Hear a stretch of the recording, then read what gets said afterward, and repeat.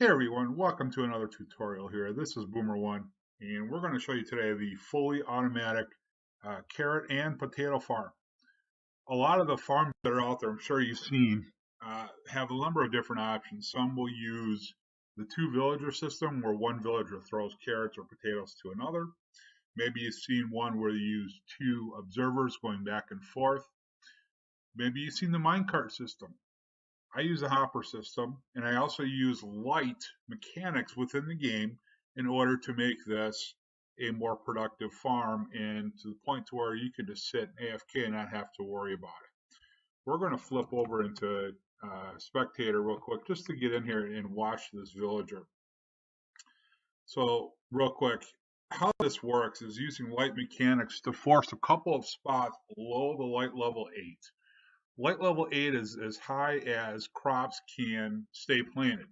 So you can see what's happening every time the villager plants a carrot. He steps on a pressure plate, which causes a block update. Those two blocks that you see currently without carrots in them, well, right now the light level for those two blocks happen to be 7. Because it's farmland, I can't just F3 and show you it. But the way the light is set up right now, I have those two blocks as the only two blocks in here that are at light level 7.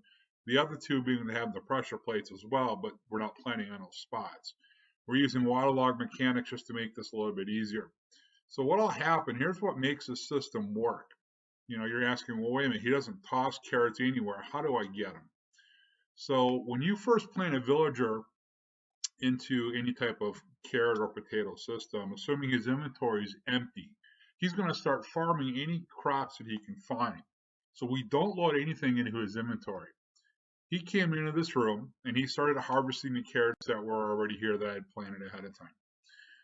As his inventory grows, once he's reached 60 items in his inventory, then he's going to go back and he's going to start planting like he's doing right now. And he plants one, hits the pressure plate, block update occurs. Underneath these middle area of crops here, this 4x4 in the center, we're going to scroll down. You're going to see we have a bunch of hoppers underneath the farmland to catch those crops. So instead, the hoppers catch it instead of going back in his inventory. And a hopper trail I have in here simply just takes it out and brings it to a bunch of chests that I happen to have sitting out here. I've got sea lanterns on the bottom that will help set the light level to the proper level. So this really repeats back and forth. He gets over 60 carrots in his inventory, starts planting in this little section. Once he gets below 60, he goes back out and farms the crops. Just to give you an idea on the size of this farm from overhead, it's 18 block circle. Now, for those of you who might have already heard, there's a website out there, plot, elotz.co.uk, that helps create circles within Minecraft. This one is a real simple one. As you can see, it's a outside, it goes 6 blocks by 2 by 2, turn it and repeat this over and over. Now, what about productivity? Yeah, okay, well, how much can this produce? So if I sit on this villager for an hour, which I did earlier, I got 4 stacks and approximately 45 carrots. How much will that vary? It could have been a little bit more. The villager was empty when I started. So let's say, just for convenience sake, it's 5 stacks an hour. Not too bad. And this is stackable. You can take this design as high as you want it. For example, over here to the side, I created a 10 stack high silo of this exact same system where we have the villagers doing the same thing, and he's in there right now planting back and forth. Hey, he's in here doing the same thing. So I ran this one for an hour and I got approximately 50 stacks. And as you can see, what I did is I just tied all the hoppers in and they all tie into the chest down here. You don't have to do this. They're actually, you can tie these all into the middle. Remember I said I've got 4 hoppers in the middle here? If you were to have each one come down and tie into one of the corners, now I've actually got a different spot for the water here, but this water that I'm standing over right now, you could actually tie all the hoppers to follow that chain down, and then you would only have one chain on the outside coming out at the start of the bottom chest, the second one right here. You can see where it comes out. But you could tie it in any way that you wanted to. I just chose to put that up just so that you could see how I was getting everything into the chest. So let's get back into creative here real quick, and we'll just see what we've got going on. So you can see that filled up pretty quick. The second one's already going. And again, we're seeing approximately for every layer of this farm, about 1 stack per hour. I'm sorry, 5 stacks per hour per layer. So you could expect to fill a double chest in roughly an hour and 5 minutes with 10 stacks high. If you were to make this a 20 farm stack, you could expect to fill it in just over 30 minutes. Getting back to our one, let's go ahead and build this, shall we? So let's start. Let's just get out of the way of the other one. We said by 6, by 2, by 2, and this turns. We're simply going to repeat this pattern a few times just to give us the the actual working frame of where this farm is going to be. And again, this whole thing really is light driven. So there's no redstone. You don't have to worry about creating lag on a server. There's no block updates as far as the observers have to go back and forth. We use the natural mechanics of game lighting. Now, we're going to find the 4 middle spots. You don't have to use mine carts or any of that. And I kind of messed, so let's put these back in just for a moment, just to dig out those 4. We're going to take and we're going to we'll use the corner. We'll actually set this up with a corner. We'll just kick out there. So let's get ourselves a hopper. We'll kick that out and we'll just run these back. Okay. And we'll just connect these all together. So what'll happen again, I'd go up 4 by 4. Why not just those 2 blocks? Occasionally as the villager farms carrots, potatoes, they don't always go straight up and down. So if I have the pressure plates here and here, and I have the 2 spots the villager is farming from, a lot of times when the villager farms it, it can land 1 block away. So that's why I have the extra hoppers that are built into the system in order to account for all that. Now, as far as where I'm going to put the water, on both of your 6s is where I've decided to lay this out to maximize the coverage on this end. And then we're also going to do 2 here. Now, could I get away with less than 4 here in the middle? Yes. I just did this just for convenience sake. And then as far as your lighting, we're going to go in front of both sets of stairs, all the way around, I should say all 4 sets of stairs, 3 blocks. And what that's going to do is in the center of all of this is going to give us our light level in order that this mechanic will work. So once we get the roof put on, and when we hit F3, what we're looking for is these 4 to have a light level, and you can see right now, blocks is a light level of 7. Sky's at 15, but the block's at 7. Anything else out here you can see is at an 8 or a 9. So that's perfect. That's exactly what we want. So if we take our stone pressure plate, we're going to put that on 2 of them. Everything else in here is going to be farmland. So we're going to go through, and yes, we're going to fill all the blocks with dirt. And I know how exciting is this, right? Boomer's filling in dirt. That's a great way to spend my afternoon. But we're going to go through and fill all this in. In the meantime, so you can use this farm for carrots and potatoes. And you could probably use in the same design if you wanted to build just a silo version of this. You could actually set this up for wheat and beetroot.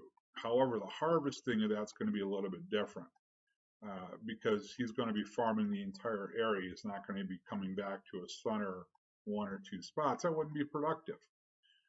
So I will also be working on a tutorial for you if you'd like that will show how to build a minecart underneath all of this that will actually run in a circle and pick up for wheat and beetroot farms.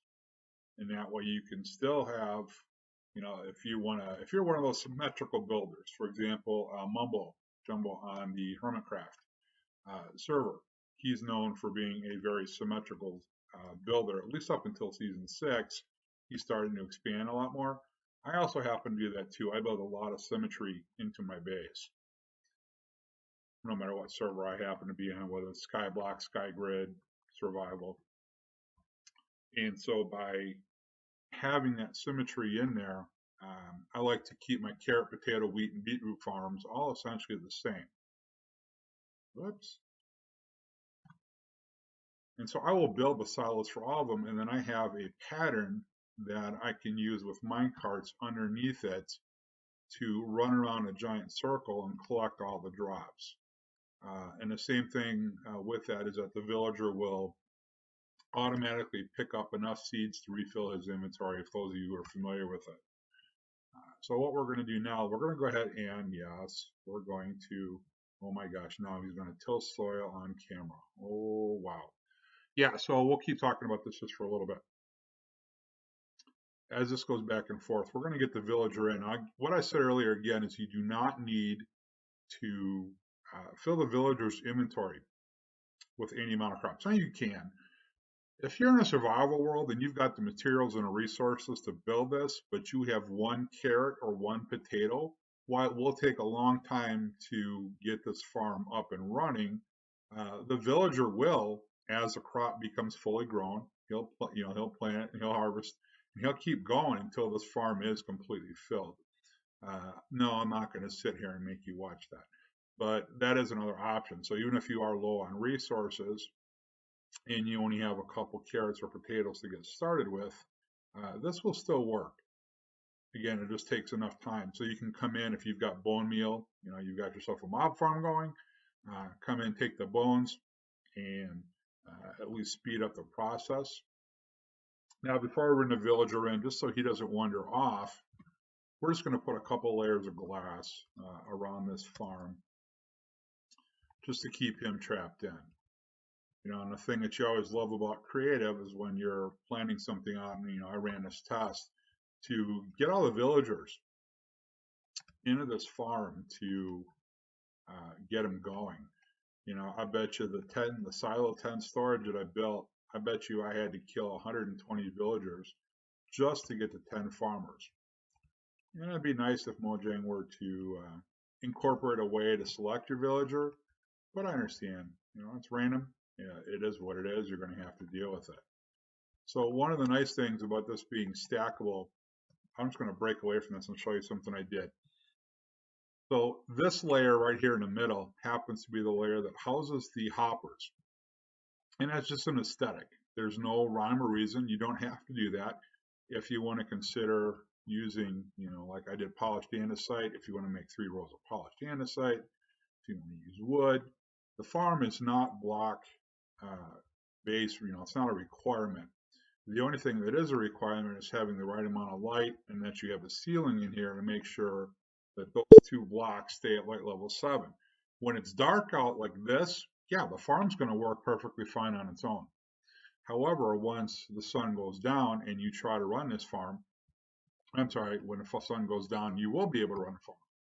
But if the block has direct, this farm has direct sunlight, and it's the middle of the daytime, that block will now have a light level of 15 and will break the farm. So we need to make sure to maximize efficiency of this farm that we have that light level at 7. One of the things I'll do, and initially the farming design, I believe it's Impulse SV, and he's got a video out there, and I will try to link to it if I remember to it, where he pulled somebody else's, that if you're familiar with the carrot villager farm or potato where they throw it from one to another, he had actually taken that from somebody else, modified it a little bit, and then it got updated again when 1.9 came out to deal with a few other mechanics that had changed. And it's a little intensive to build material-wise, there's no question. Plus you have to have, really, you've got to have 2 villagers.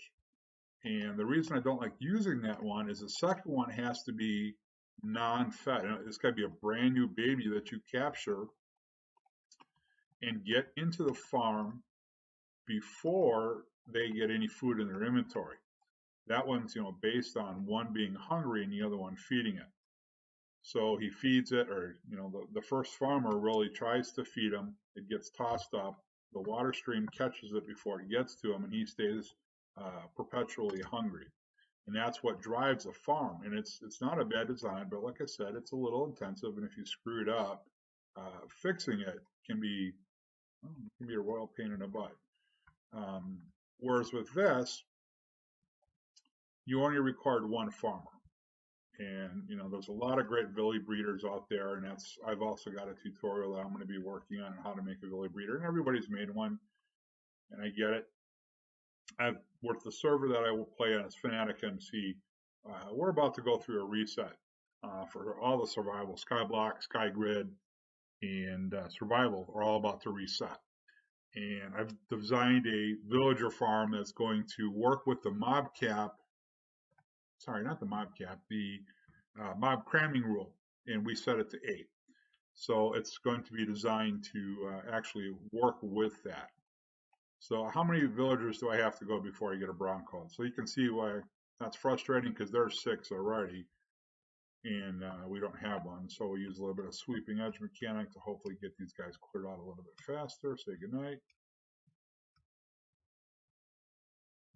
Look at this. Target. Who's going to go down first? Come on, guys. There we go. All right, let's try this again. 7, 8, 9. Took 9 tries to get us a farmer villager. All right. We'll get these last 2 out of the way. So let's go ahead and get this guy some carrots, get him planting, and we'll help him out too, just to kind of speed things up.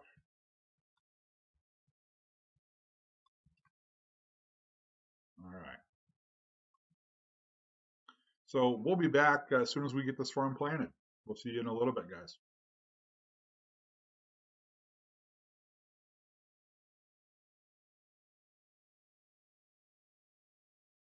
Okay, so we're back, and as you can see now, we've kind of sped things up a little bit, got the farm going. We've got a number of carrots that are ready for harvesting.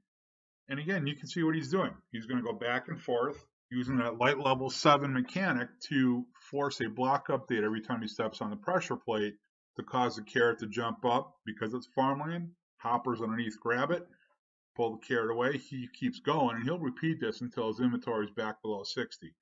Once it is, he'll go out farm crops until he's back above, and he's going to repeat this process all day long for me. One mechanic that we didn't share in 113 is that players cannot plant crops in a light level below level 8. Only he can.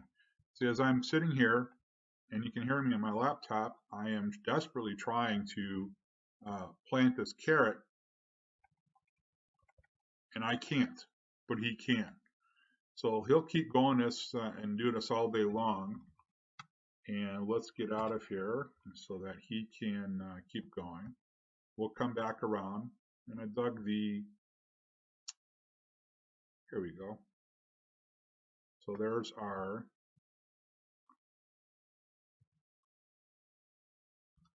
hopper coming out. We'll grab a chest real quick. And as you can see, he's already been getting a few going.